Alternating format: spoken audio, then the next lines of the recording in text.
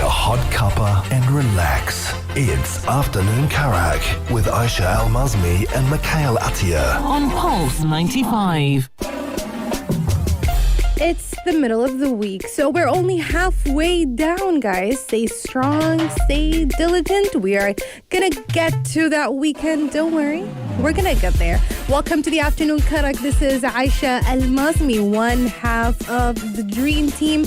And today's topics have a lot of, I'd say, discussions. There isn't any MCU news, so however who's been, praying for less MCU news, less Marvel news, you're getting that today. Starting off, we're going to be talking about Disney. There is a tiny bit of Marvel news, but nothing too serious because Disney has changed its layout, its operational hierarchy, and they decided they're going to be focusing on streaming. That's going to be their primary focus, which is super interesting. You don't hear that often. It just shows you the way that the future is going to be like for streaming services, and basically Disney realizing that this is a very big and important platform.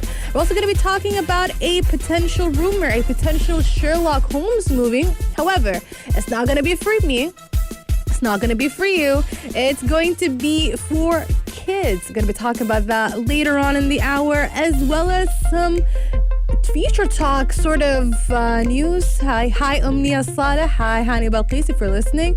We're hijacking a bit of your show and talking about AI robots and how they are changing the restaurant scene in Seoul, South Korea, as well as some space news. So the first half is entertainment, the other half is all future talk. Call it a future talk hybrid with myself, Aisha Al-Mazmi, right here on the Afternoon Karak. So stay tuned for all of that and much more, only here on Pulse 95. Make a hot cuppa and relax. It's Afternoon Karak with Aisha Al-Mazmi and Mikhail Atiyah on Pulse 95.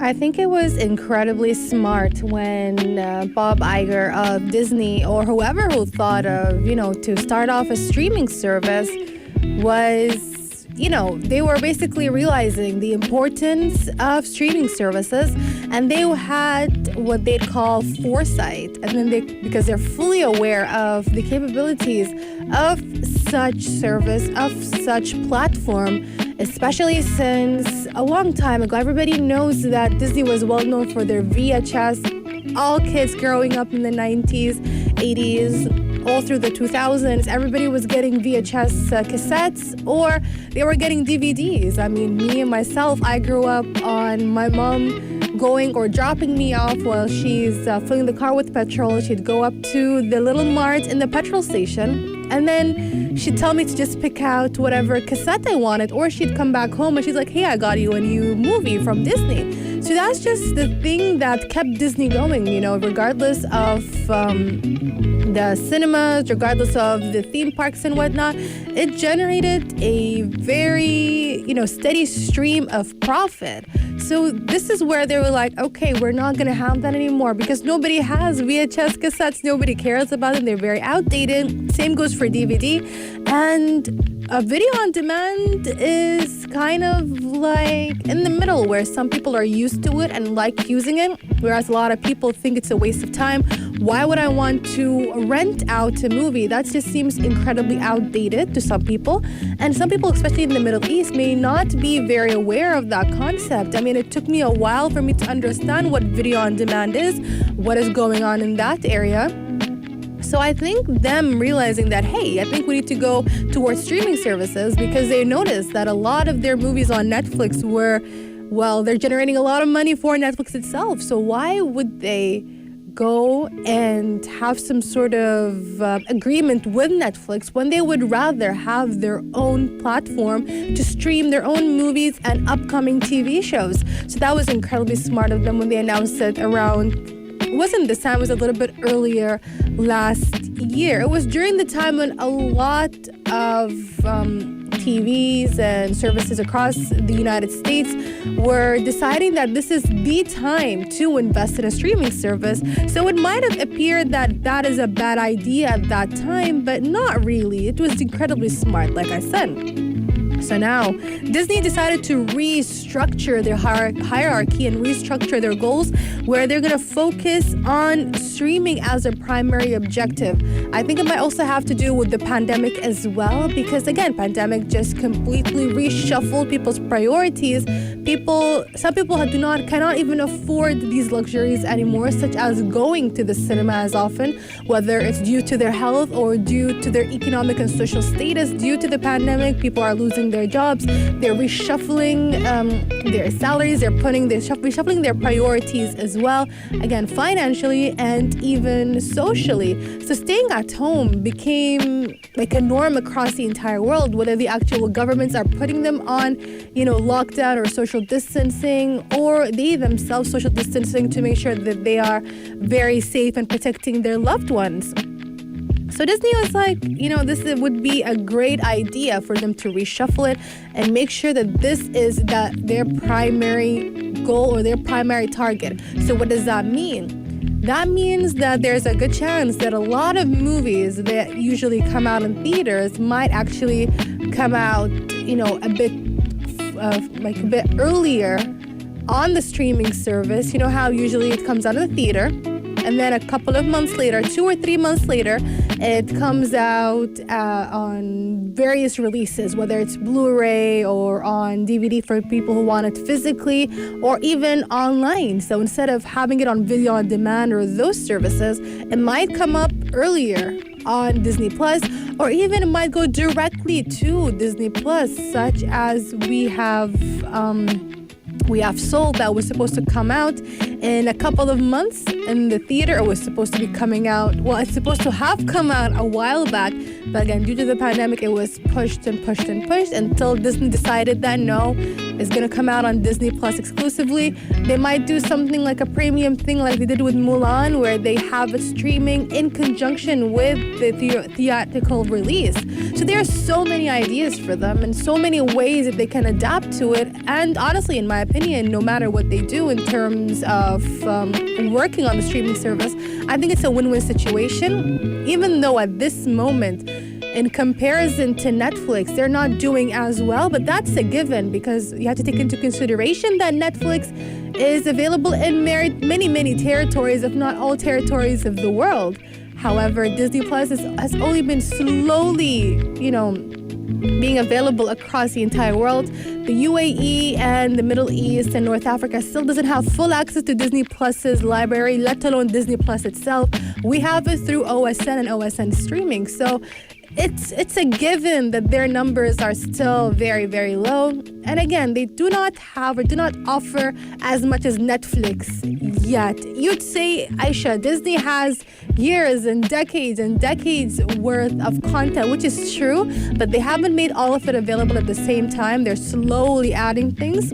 For example, some Marvel movies are still not even on the platform yet. In fact, I know I said there's no Marvel stories, but this is just a tiny one, to wrap this entire story up.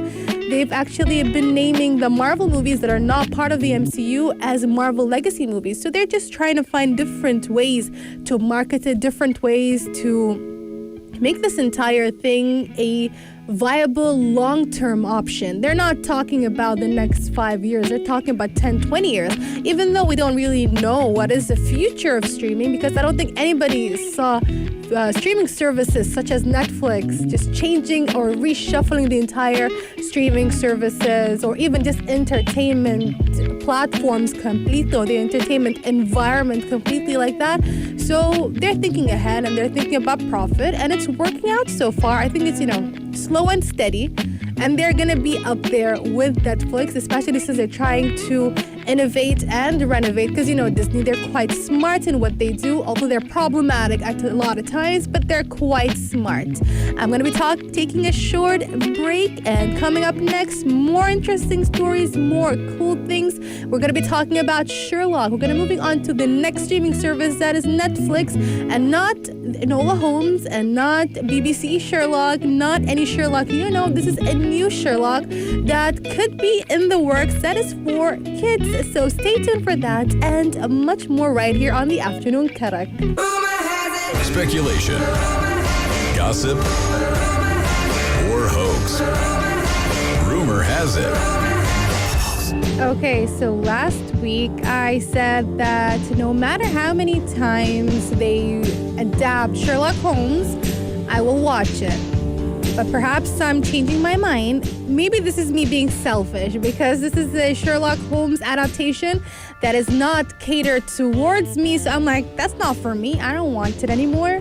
Give me something I'd watch. But this Sherlock Holmes is going to be called Sherlock Holmes Junior or Sherlock Junior. And the film synopsis follows a modern-day young John Watson as he links up with a British expatriate and new neighbor Sherlock Holmes to solve the mystery behind a strange disappearance and a witch's curse on their town. Building a team of fellow child sleuths, they must work together to evade a number of dangerous thieves if they have any chance at finding the treasure she left behind. It sounds very adorable. It's giving me all these early 2000s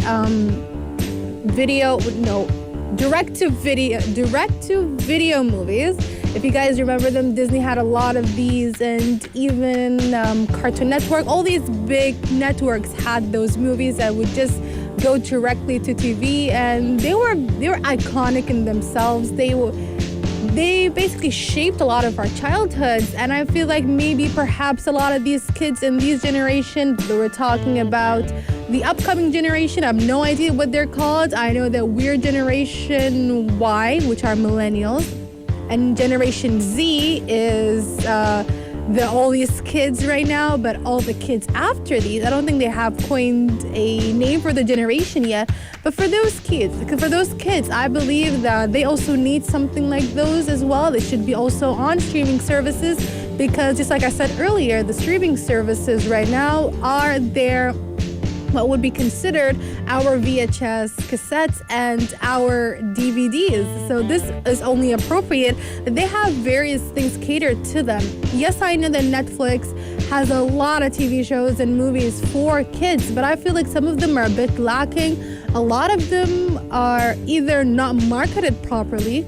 I think that's just a Netflix problem in general, where they have a lot of fantastic and interesting things, but a lot of them do not appear on your pages. You don't hear about them throughout, different advertisements. Nobody's talking about them enough. It's only a select few, and then eventually they just get canceled, which is very upsetting. Even the really good big TV shows and movies, the ones that have sequels or were promised sequels, end up getting canceled as well by Netflix. So it was just a weird thing that they have. So I think that they should really focus on kids as well. I mean, they're trying to cater to several demographics, and those kids are a massive demographic. They're the ones who keep on repeating those movies, rewatching them again and again. They're the ones who keep rewatching TV shows, and they're the ones who would get super excited about them if they have something catered to them.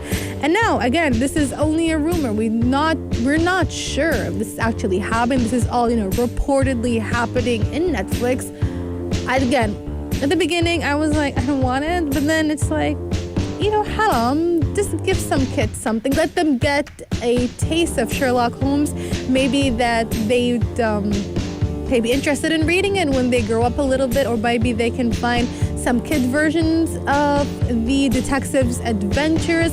And if you guys remember, people who are growing up throughout the 90s and early 2000s, they probably have at least one or two or three movies that we all knew that had some sort of kids getting together and becoming detectives, amateur detectives. And it just gives this feeling of adventure, that I can have an adventure right here in my hometown. It's super nice and super interesting, super cool. So I think that this is a chance for them to experience something that we also experienced when we were growing up. So I'm all for it. There is, of course, no news about who it's going to be directed by, who's the screenwriter, producer, and of course, we don't even know who's going to play Watson and who's going to play Sherlock Holmes. But of course, there are so many kid actors who would be perfect for the role.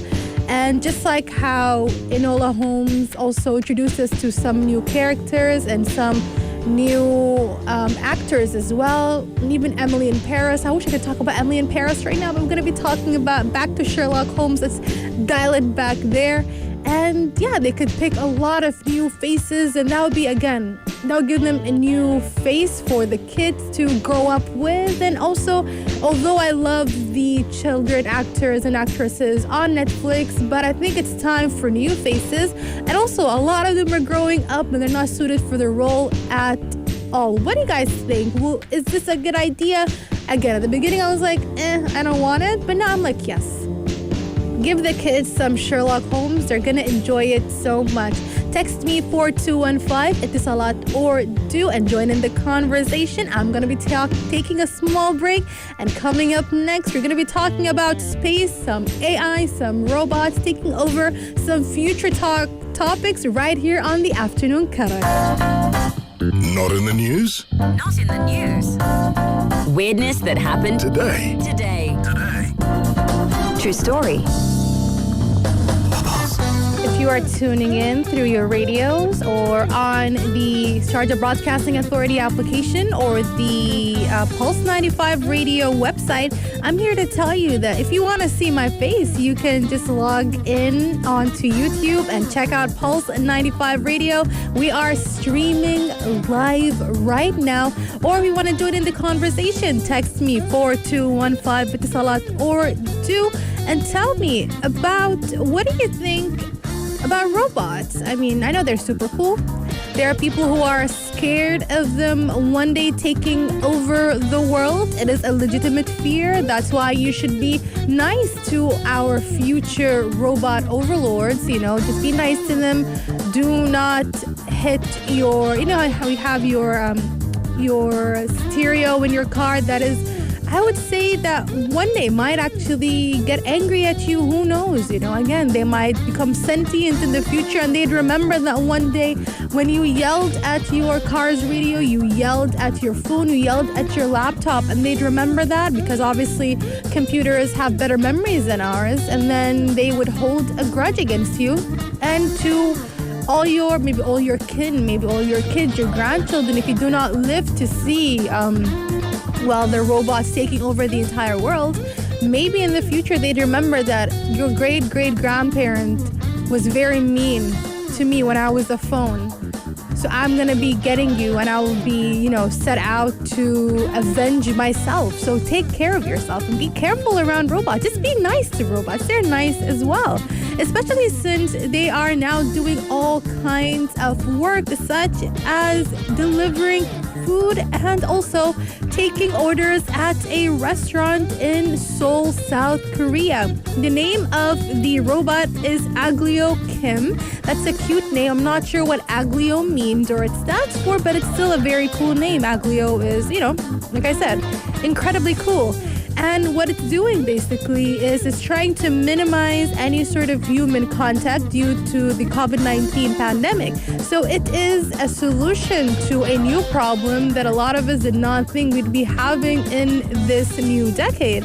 So people, what they can do is, of course, they can use the screen on the robot to order their food, and the robot can actually reply to them and talk to them as well in both Korean and English.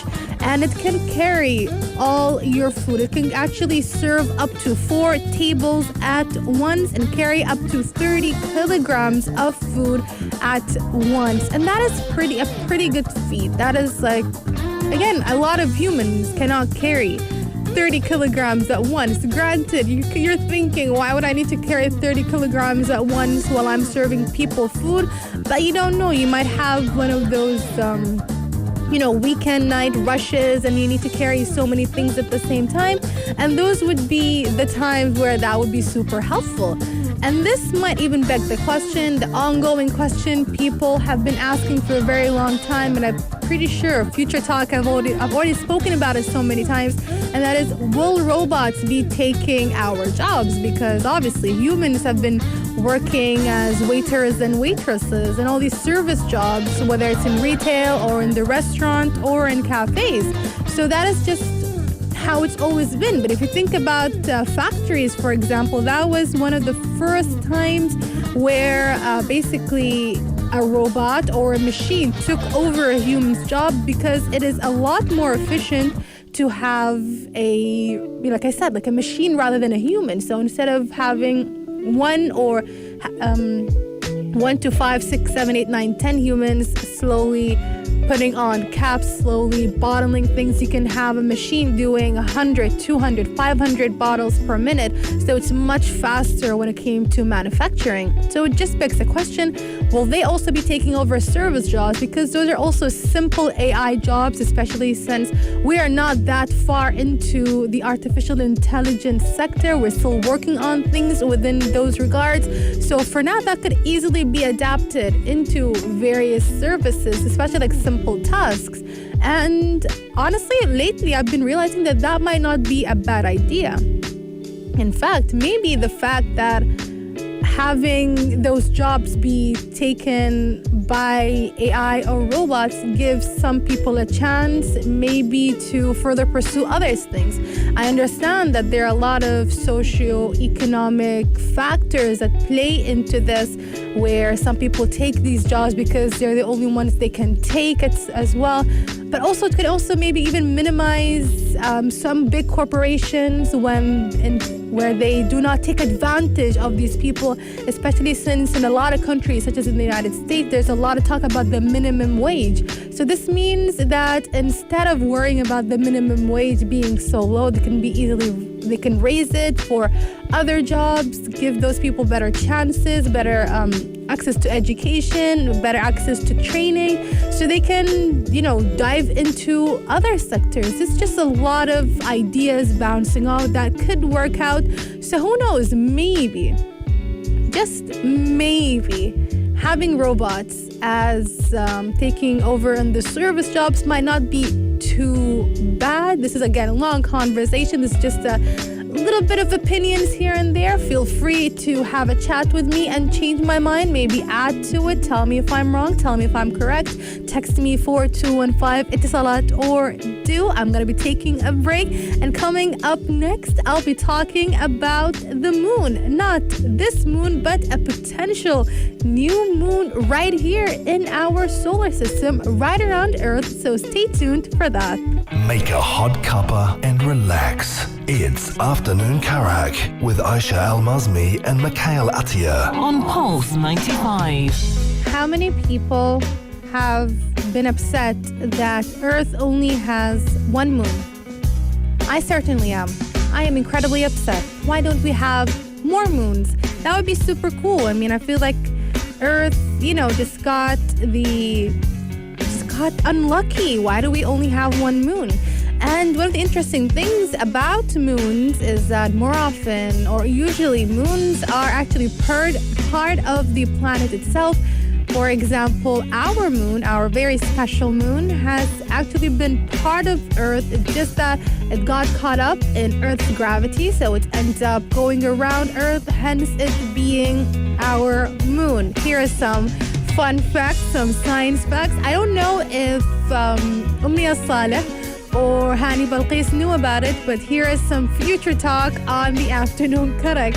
Now, apparently, Earth might be getting a temporary mini moon, so that's super cool. However, it's not an asteroid, but rather it might actually be space junk. So for people who don't know, a lot of times when we launch rockets or satellites into space, sometimes they leave parts of those vehicles and devices in Earth or around Earth's orbit. So they stay around. There's a lot of space junk. In fact, a lot of scientists and NASA and basically space scientists and astrophysicists, etc., have always brought up the idea and the topic of space junk, and like, how have we not done enough problems on Earth where we are, there's a lot of pollution? Do we have to also pollute space? Because apparently we have been. And there is some evidence that is suggesting that weird small trajectory that is kind of going around Earth and is slowly being dragged in by Earth's gravity, and it's basically becoming more and more steadier. People are saying, or scientists are saying, all the way in Hawaii. They're saying that this could actually be part of a lunar mission that was back in the 1960s. Back in 1966, NASA launched the Surveyor 2 mission that actually eventually failed. However, the launch was successful and the thrusters on board the spacecraft malfunctioned, sending it careening into the moon. So it could be that the ill-fated booster that pushed it into space or launched it into space might actually still be roaming around the Earth or Earth's orbit, and now it's being pulled in and might actually turn into our very own little tiny, cute but problematic new moon. Now, the name of this object is the 2020 SO, and I think it's unfair that we're calling it SO, even though it's temporary.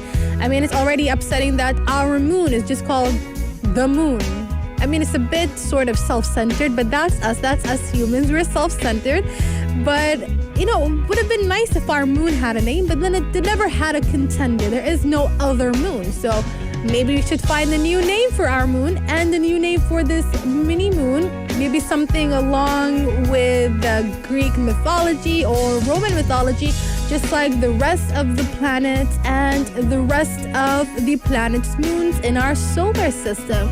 Text me 4215, it's a lot, or do tell me your ideas. But since we are ending the segment and ending the afternoon Karak, you can slide into our DMs at Pulse95 Radio on Instagram, on YouTube, on Facebook, on Twitter, and tell me any name ideas for both of our moons, our actual moon and our temporary mini moon. Or even when this YouTube video goes up, you are more than free to comment and we'll reply to you, maybe take into consideration, maybe have some sort of competition, who knows, figure out a name for the moon. And with that, we end our hour right here on the afternoon Karak. It was fun talking to you guys, but the fun continues right here on Pulse 95 with the other dynamic duo, that is Big Hass and Anna Schofield on Yellow Home, keeping you guys entertained from 5 p.m. all the way to 8 p.m. only here on Pulse 95. If you liked this episode of Afternoon Karak, drop a like and subscribe. Pulse 95. Be sure to follow us on Instagram for all our daily updates and top stories.